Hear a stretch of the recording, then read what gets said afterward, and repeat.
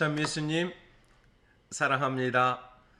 또 함께 오늘도 마음을 모아 또 사랑을 모아 저의 이니셜이 된 듯하네요. 마음을 모아 사랑을 모아 함께 가톨릭 교회 규리서를 함께 공부하는데요.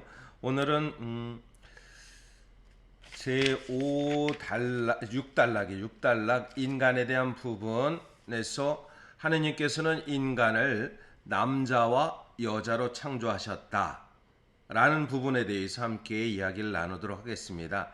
우린 그런 말 하잖아요. 당연하지, 뭐 남자와 여자 있는 것이 당연하지만, 그러나 중요한 것은 하느님께서 왜 남자와 여자로 창조하셨는가라는, 즉 하느님께서라는 건 신학입니다. 신학적인 질문을 던지면서 그 답을 함께 찾아가는 것입니다.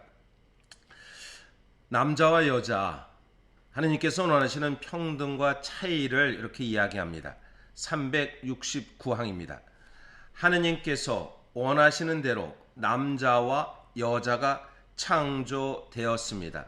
곧 인격에서는 완전히 동등하지만 그 존재의 특성에서는 서로 다른 남자와 여자를 하느님께서는 바라셨습니다. 남자됨 또는 여자됨은 하나의 선이고 하느님께서 원하시는 것입니다.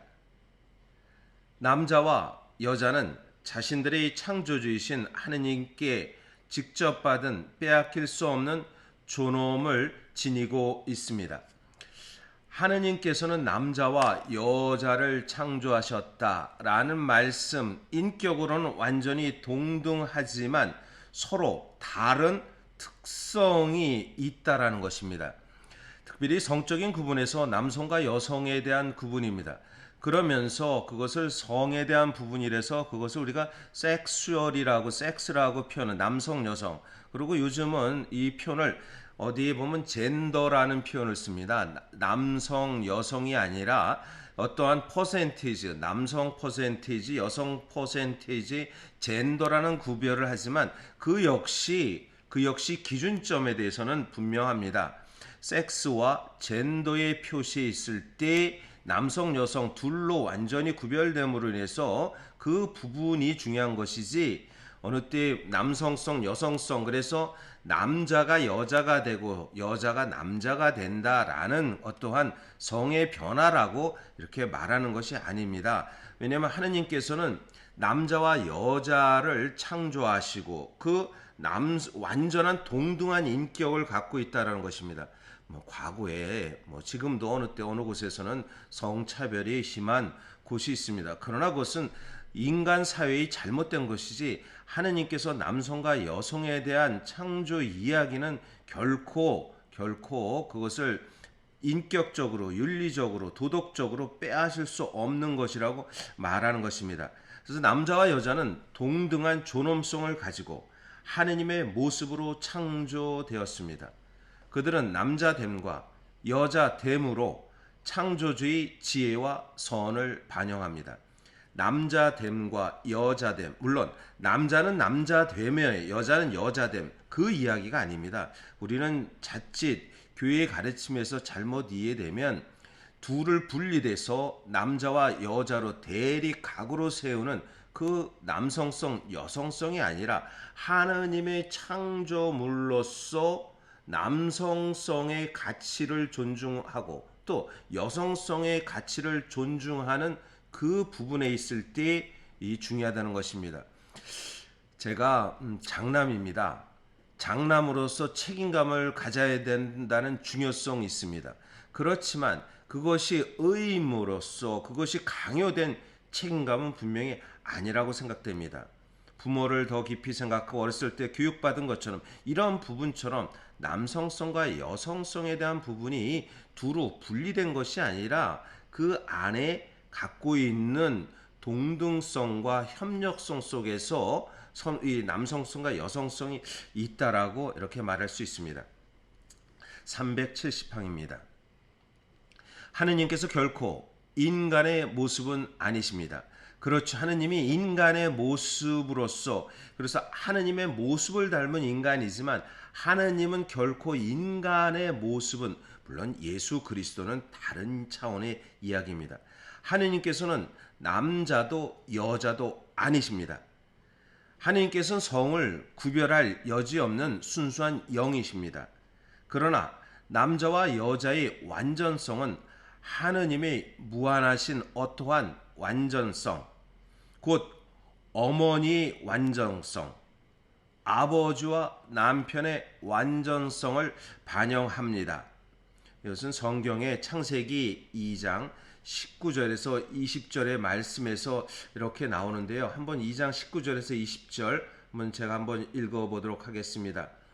그래서 주 하느님께서는 흙으로 들의 온갖 짐승과 하늘의 온갖 새를 빚으신 다음 사람에게 데려가시어 그가 그것들을 무엇이라 부르는지 보셨다. 사람이 생물 하나하나를 부르는 그대로 그 이름이 되었다. 생물 하나하나, 그래서 이 동물 생물의 이름을 붙인 건 사람, 즉 아담이 이름을 붙였다라고 말하는 것입니다. 이렇게 사람은 모든 집짐승과 하늘의 새와 모든 들짐승들에게 이름을 붙였다.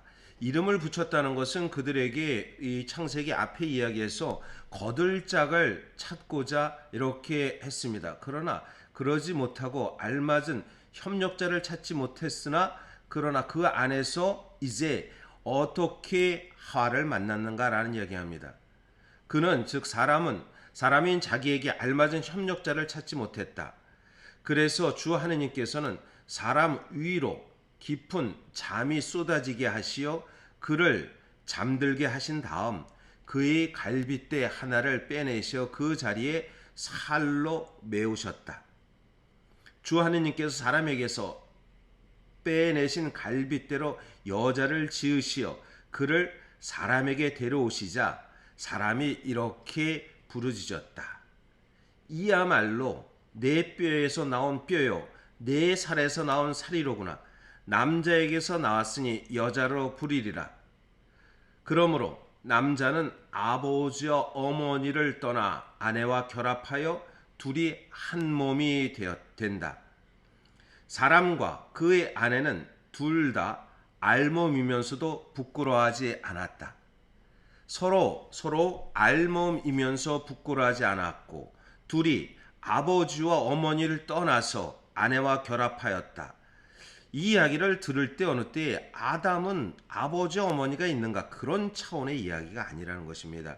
왜냐하면 부모로부터 독립되어 있고 둘이 한 몸으로 이루어졌기 때문에 하느님께서 창조하신 남자와 여자는 완전한 동등성을 갖고 있다라는 것입니다. 그 동등성을 통해서 하느님께서 당신 자신의 선성, 당신 자신의 완전성을 인간을 통해서 보여주셨다라고 이렇게 말할 수 있는 것입니다. 또 한편 갈비뼈에서 갈비뼈 하나를 빼내서 그 자리에 살로 메었다라는 것은 갈비뼈는 심장을 보호하는 것입니다. 그래서 이 갈비뼈에서 나왔다는 것은 심장에서 나왔다 그런 표현과 같은 이야기입니다. 왜냐하면 갈비뼈를 하나 빼어나서 그 자리로 살을 메었다라는 것은 결국 내 뼈에서 나온 뼈요 내 살에서 나온 살이로구나 라했을 때 즉 내 뼈와 살에서 나와서 이제 남자와 여자가 둘이 분리된 것이 아니라 하나로 이루어졌다라는 그 이야기를 하는 것입니다. 371항입니다.